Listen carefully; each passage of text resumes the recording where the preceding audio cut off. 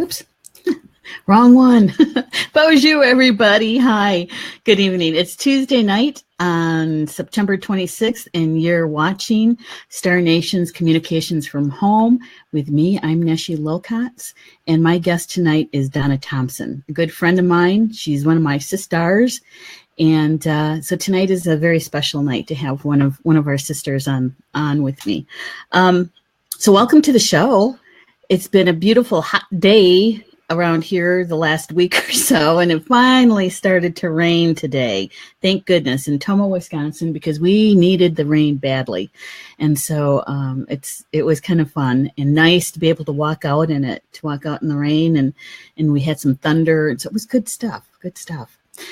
So anyway, we are going to be doing just a little housekeeping stuff before we bring Donna on, okay? What I'd like you to do for me, if you wouldn't mind, is to like and share the video, the live stream. And I've got my phone here, and I'm going to do the same thing. Okay, so if you could please like, or you could even love it. I just have to get to it in my news feed. We got a lot of stuff on our page. Here we go. Here we are. So I'm going to like it, and I'm going to share it. And I'm going to share it to public on my timeline, but you can share it wherever you'd like. You can share it to your friends on your timeline. You can share it to a special group if you'd like. So I'm sharing it to my timeline because I share a lot of things to the public. And the other thing that I learned, something new just the other day, is that when you want to like have one of your friends know about the show or something that you're watching, all you have to do is put the pound sign or the hashtag sign in their name, and they kind of get a notification from Facebook, right, that their name is being mentioned, and so they get to click on it and they come and join us. So that's kind of cool. I like that. So I appreciate that, if whether you're the sharing and the liking. Now, one of the things that I'd like to do is to talk about the Star Nations magazine, because Donna is one of our contributing writers to the magazine. And Star Nation magazine has been with us now from October of 2013, I believe it was. And so we've been writing for a long time for the magazine, and Donna joined us in 2014. I think it was 14 or 15. It was a 15. And how Donna joined us is she's also a host for one of our radio shows. Spirit of Color is one of our radio shows, and we are co-hosts with a good friend of ours, another sister, Minnie Kansman. And so the three of us co-host the show. Now, the reason why I'm sharing this with you is because most of what Donna has written for us has come through that particular part of the magazine. Because we highlight Spirit of Color as a section in the magazine. But Donna has also written for us as a featured contributing writer. And so we're going to talk about that too tonight. And I just want to kind of check here. I saw something pop up. Be Live. Be Live is an app that we have been working with for a while now, practicing and trying to learn how to use it the best we can. It is the app that helps us. It powers us to be able to do the live stream through Facebook and see all this fancy stuff like this welcome to Star Nation's Communications from Home with our guest, Donna Thompson. And so they just put something out, and this is something new, and I'm going to show it to you. There we go. And what they did was they took one of our promos and they put it in as a post. I think that's great. That's brand new. Brand new. Yay. Like to see that stuff. All right. So a little bit about Donna. Now I'm going to tell you about Donna from the bio that we use for her in the magazine. All right. And so I'm just gonna read it to you. Donna Thompson. Donna is a clairsentient artist and teacher who helps people reconnect to their creativity. She is the author of Collage Quest, Ancient Roots of Paper Co-Creations. She also works with people in their homes via her Healing Interiors consultations, a holistic approach to co-creating environments which are beautiful, inspiring, and supportive. Donna is also the co-host of the monthly Star Nations radio show, Spirit of Color, that airs, it's going to be the third Thursday of each month at 9 p.m. Eastern. And with that, I'm going to bring Donna on so you guys can all see Donna with me. There's Donna. Hi, Donna. Here I come. Well, welcome to Star Nations Communications from Home. Thank you so much. Great to be here. Yeah, and we've got a lot to talk about in a short period of time, because one of the things that I promised, not just myself, but also a lot of the listeners, is that this show was going to be 30 minutes long while we're doing the interviews for the contributing writers, and we're going to start the show hosts pretty soon, like next week or the following week. And so we got lots to talk about in a short period of time. One of the things that I wanted to show people, and I don't think I have a magazine that has your article in it. Let me check. I wanted to show well, shoot. I have 3 of them. There's 3 of us. One of them has to have your article in it, right? I wanted to show them our, well, here it is. Ancestral Fires is this one. This is in the print magazine. I'm just going to, I'm going to take this down. So, oops, wrong way. Don't know my left from my right tonight. A little dyslexic tonight. So this is the article in the magazine, and this is Donna's article, and this was in the July 2017 magazine. This is the print, and we have, the reason why I show that is because we have this artwork that goes along the top. You can see that. That's actually done by another one of our sisters, Christine Pollock. She designed our logo for the show, and it's very colorful, right? Because it's Spirit of Color. And in that particular article issue, Donna wrote about ancestral fires and birds. I just covered up my notes. There we are. So one of the things I want to talk about, Donna, is your perspective on writing, because I know from knowing each other for as long as we have that you're an empath. And I was wondering if you could share with us how you bring that through your writing, because it's just, it is a part of you. It's not like you can set that aside and say, I'm going to write from over here. I'm not going to pay attention to that part. You know, mm-hmm. I know you well enough that you couldn't even do that even if you wanted to. Yeah, no, probably not these anymore. No. Well, because a lot of people are empathic, but sometimes they don't realize that they are, especially at the very beginning. And I know that you have done a lot of healing work in order to embrace that gift as an empath. And so if we could talk a little bit about that and then talk about how you bring that through your writing. Sure. I guess I would say to that my empathic nature, when I start to write, it's often that I start from this sort of feeling place. I usually have a topic, whatever the topic is that I'm working with for that month. But I just sort of feel into that topic, what do I already know about it? What do I want to learn about that topic? What am I curious about? What experiences have I had around it? And this last year in particular, writing for the magazine, where that's led me is that I think 3 or 4 articles in a row were about birds. Mm-hmm. And that's and about my connection to birds and stories from my childhood, several of them, the articles from my very early childhood, which is when I became interested in birds at age 4.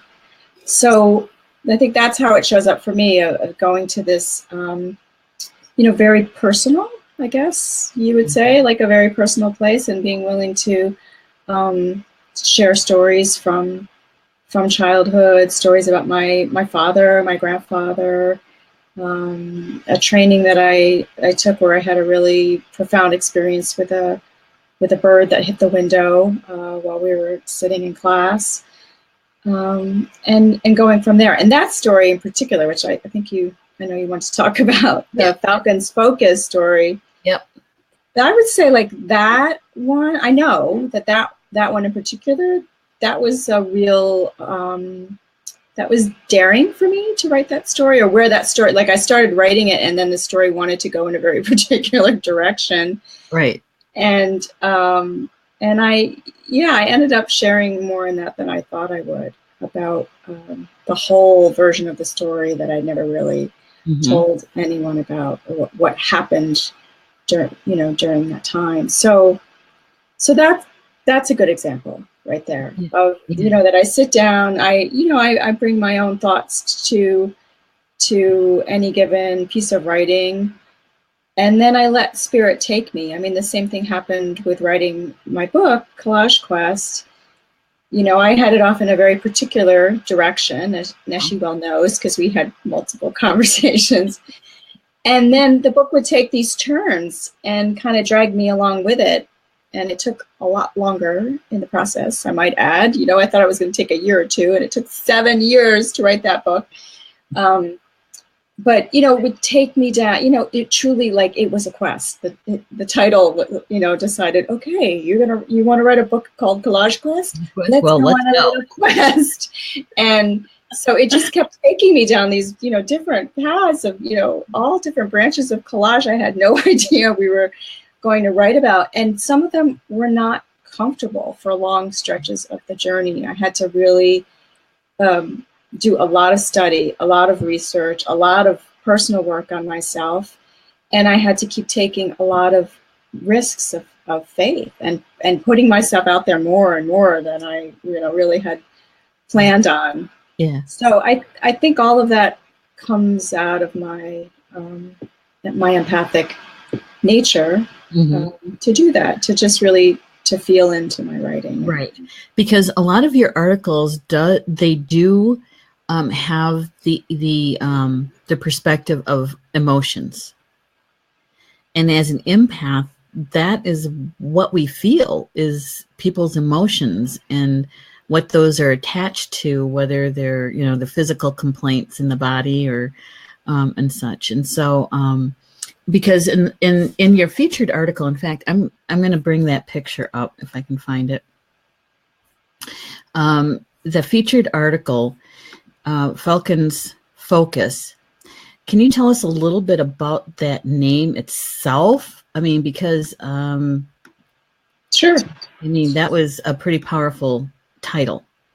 Yeah, and if I remember correctly, the title only came at the very end. I think I just started out, Falcon was the theme, right? I agreed to write about Falcon. Right. And I had this story in the back of my mind. I remember the story of this encounter with a Merlin out in California.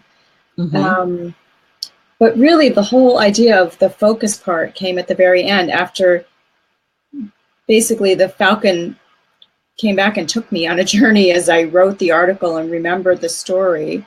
Yeah. And showed me the key piece at the very end of why you're telling the story and why you're telling this really personal part of the story, that I felt that I was having a dialogue with, an unspoken dialogue with both the bird and the woman leading the class, and that I needed to talk about that now. It just felt like now, with all that's going on in the world, we need to talk about all these unspoken things that happen to us, especially those of us on a spiritual path, but we're all on a spiritual path. So it's everybody. But, especially our Star Nations listeners who are drawn to this, these types of topics. There's so much that we experience every day that is empathic, as you're saying, is what we feel, we sense, we know.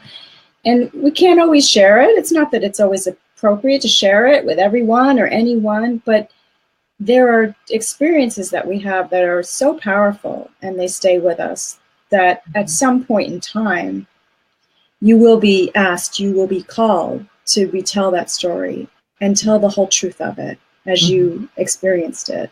And that's what I did with this. That's what Falcon said to me, led me all the way through this. And then at the end said, okay, don't forget to tell them what I am as a totem, you know, give the totemic information, and then tell them why that's important right now at this point in time, because there's so much going on all around us, as we all well know, in politics, in the environment, everything's just happening, and yet somehow we have to find a way, and we have to have our own focus. Right. So we're in the midst of it. We can't become overwhelmed by the daily news or the daily tragedies or what have you. We have to stay on course. We have to have focus while still feeling and being compassionate and keeping our hearts open and doing what we can for the greater good. Right. So. Right. Yeah, and that article comes from the March issue of 2017. So if you're thinking that you'd like to read that article about Falcon's focus, that's the March issue 2017. And and that's perfect example, because like you said, I know that you shared more about that experience in class with that bird than you have publicly ever, really. So that's we want to thank you for that, because that's what our contributing writers do. You guys write a lot about from your personal experiences and from your heart, from your soul, and what's being shared with our readers. So it's really great. Now you have one more that we want to talk about. I'm going to bring that one up. We're going to give it its little solo. There we go. And this one is about an article that you wrote back in September of 2016.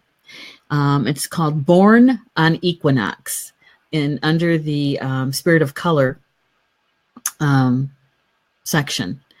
And the reason why I really wanted to talk about this one is because there's not a lot of people who can address what it's like to be born and near an equinox, number one, and number two is being a cusp baby and what that means in life. So if you could help us understand that.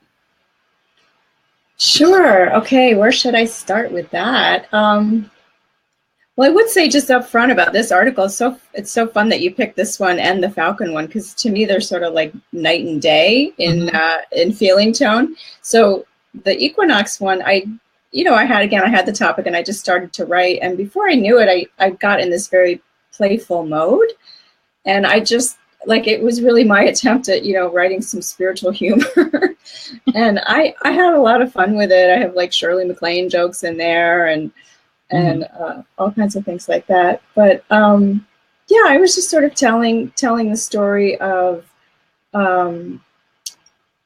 really the early days of learning a little bit about astrology, and being taught by a couple of key people in my life, one of which was my friend Mandy back in the early 90s, just about 2 years after I got out of college. So I was, mid 20s, early 20s. And, Mandy was like a fairy godmother to me, and she was so artistic, and she was very spiritual, and she knew all these different topics, things I'd, barely heard about. And she was very interested and quite knowledgeable about astrology. And we were chatting one day, and she asked when my birthday was, and I told her, and she said something like, "Oh my gosh, you're born on the equinox," And I didn't even know what the equinox was, I knew I was born on the first day of fall, but I don't think anyone had ever called it the equinox before, And then she began asking, and she said something about, "Well, are you a Libra? Are you a Virgo?" And I said, "Oh, no, I'm a Virgo, because I'm born on the 22nd. And she said, "Oh no, that's right on the cusp. You have to know your birth time. And you have to, and so we had this whole thing. We've got to find out your birth time. I'll look it up for you. I've got, a text I can look it up in." And so it became this whole I was fascinated. Of course, I wanted to know, but it was really, it sounds like a silly, fun, light story, but at that time, at my age and that point in my life, just to get my birth time from my mom, which I wrote in the article, it was like kind of a big thing because I didn't know what my mom was going to think. Like, why do you want to the birth time? You can get involved in astrology. And so it became this whole thing. And Mandy was sort of coaching me like, no, just, you can do it. Get your birth time from your mom. And you're an adult now. You should, it's your blah, blah. You have a copy of your own birth certificate. And so anyway, when I finally did it, I don't remember any big thing with mom. Mom was just like, yeah, go upstairs and pull it out from under the bed out of your baby book. And, so we got the birth time, and she, I remember like sitting with her and the exact book she had, which I went on to find a copy and have a copy of that classic, astrology text from like 1979 or something. And she finds it in the chart and all the tiny little writing. And all of a sudden she gasps and she said, I knew it. You're a Libra. You're a Libra I think I'm a Libra by 7 or 8 minutes. I mean, I really am like right on the cusp. And so that, that was like a whole turning point, because my whole life I had identified with Virgo, which I have a lot of Virgo in my chart, by the way, is interesting. And I have 4 planets in a row in Virgo, and then the next 4 planets in Libra. So I really am this like balance. I know, I'm like this hyper Libra balanced half Virgo mutant. I don't know what I am. So I really get both sides, because there's part of me that's very, very Virgosity, has a lot of Virgosity, but then there's this other part of me that I've been embracing ever since, that is just really all about beauty and balance and.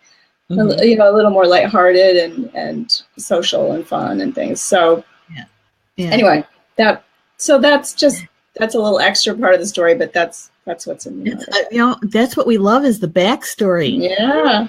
I mean, this is a place where we get to talk about things that don't necessarily appear in the magazine article itself. It's just getting to that finished product of the article. And and who knew that you were in the closet as a cusp? In the cusp, that's good. I didn't know I was on the cusp for like 24 years. I didn't know I was on the cusp. Oh my gosh. Well, that is another unique perspective, because I'm married to somebody who was also born on the cusp. Paul's birthday is the 21st of May. Uh-huh. So, and it does give a different perspective on the world. It really does. And, and once you understand where some of that is found in your birth chart, it's like, it's kind of an eye opener. It's like, oh, that's why. At least that happened to Paul when he had his reading done. This was years and years ago. Yeah. So when I gave your bio and I talked about what you do, and in there you have consultations. And so if somebody is looking for you for a feng shui consultation or a space clearing consultation, how do they find you? Sure, they go to my website, which is healinginteriors.com.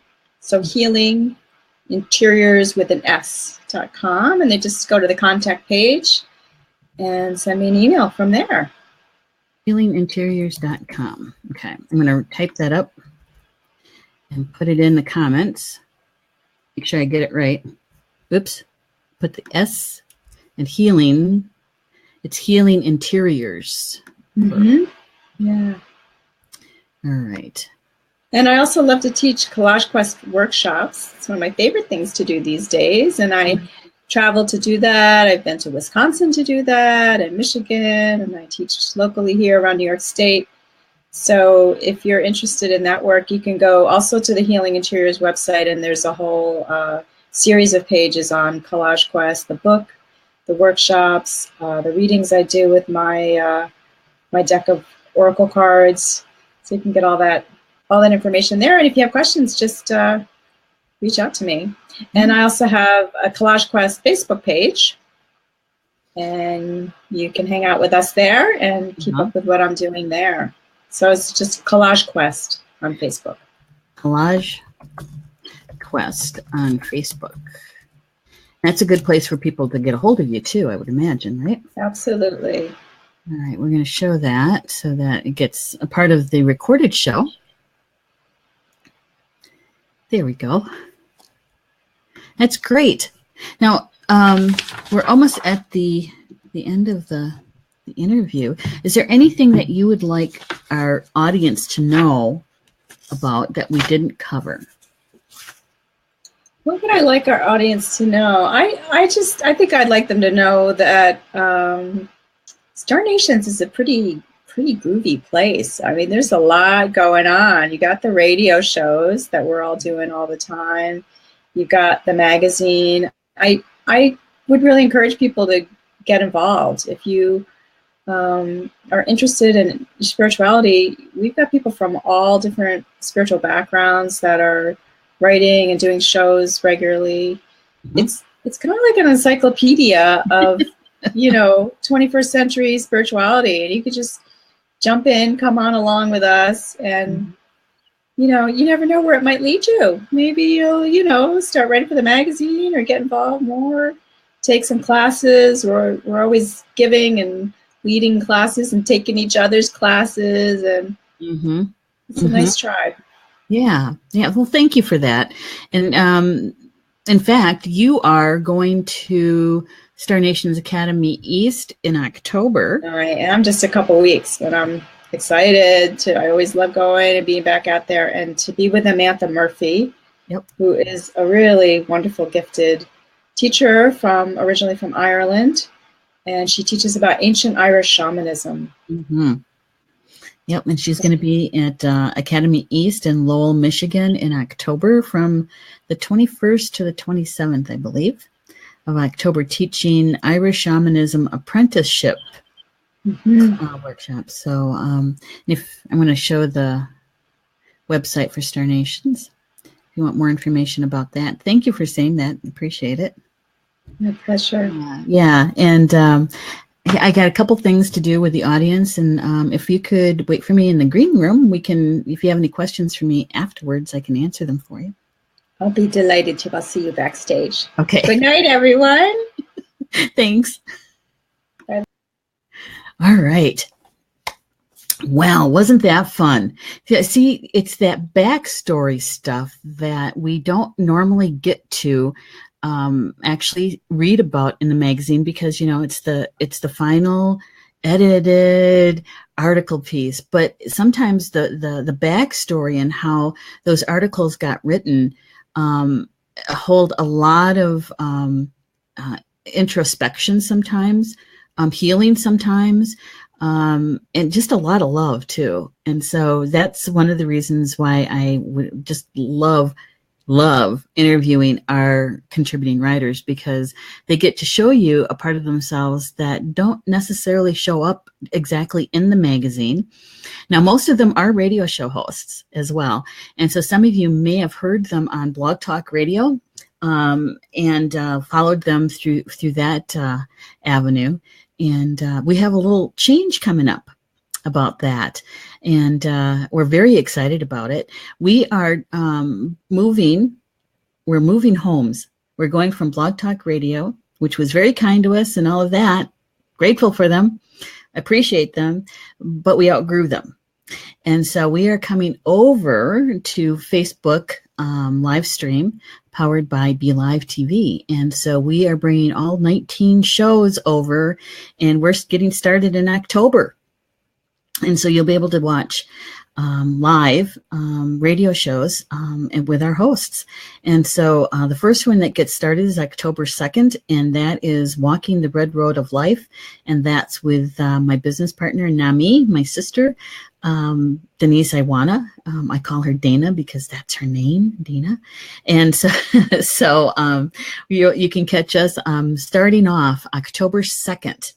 And we will be able to do those shows live with you. Okay. And I just wanted to share a couple other things with you, actually. want to take this off because it gets in the way. Okay, so here's the cover of the September issue. And it's all about coexistence. And that's one of the reasons why we chose the cover that we did.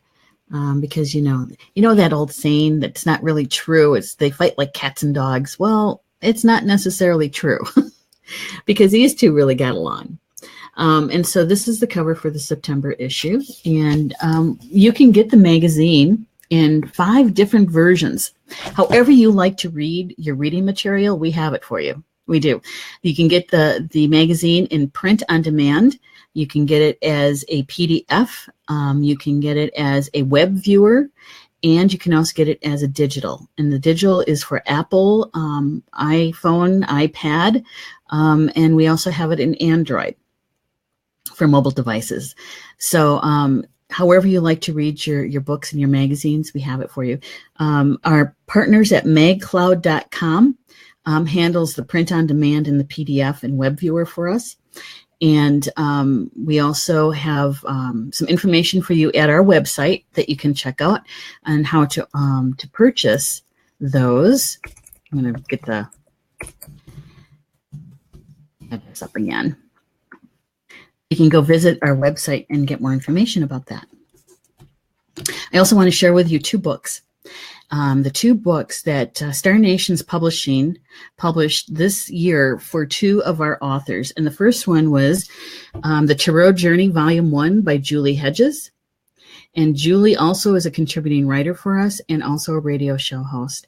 And her book, The Tarot Journey, is a wonderful book that helps lay out the ancient language of the tarot. And what we did for Julie is we compiled her first 14 months, 18 months, something like that, articles that she wrote in the magazine. And if you're a beginner with the tarot, it's a great book for that. If you're kind of a medium kind of user of the tarot and you want to get better, this is a really good book for that. And we also have some teachers who are ordering the book for their students. And so if you're a teacher and would like to give a hands-on book about the tarot, it's really good. Julie Hedges, and that's also available as an ebook and also a print book. And you can get that at lulu.com. That's our major partner. But you can also get the book at barnesandnoble.com and amazon.com. And here comes Missy Nana. Missy Nana. Don't you just love that artwork on that? The artwork is done by Christine Pollock. The book was written by Minnie Kansman, who is also one of our contributing writers and radio show hosts. And I have to show you the back, too, because that is some beautiful artwork. Here we go. Missy Nana is a children's book, but as Minnie says, children's from age 3 to 103. And it's all about how we work through grief, how we heal through grief, and how the nature spirits can actually help us to do that. And Minnie does a wonderful job in leading us through how the nature spirits help us, offering their perspective on this unseen world that's there every day with us. So that book is available also as an ebook and print on demand. And that is offered through our partners at lulu.com. But you can also get it at Barnes & Noble and Amazon.com, both online. Okay? Yay. Now, next week, we have a special guest. And Brandeline is going to be joining me. She is also a writer. She's going to be appearing in the magazine as a featured article. And so you're going to have to come and join us next week, Tuesday night, Star Nations Communications from Home, every Tuesday night at 7 p.m. Central and 8 p.m. Eastern. Okay. Well, with that, enjoy the rest of your evening, and we'll see you back here next week, okay? Bamamina, and that's Potawatomi. For see you next time. I was going to say see you again. It's actually see you next time. All right. Good night, everybody.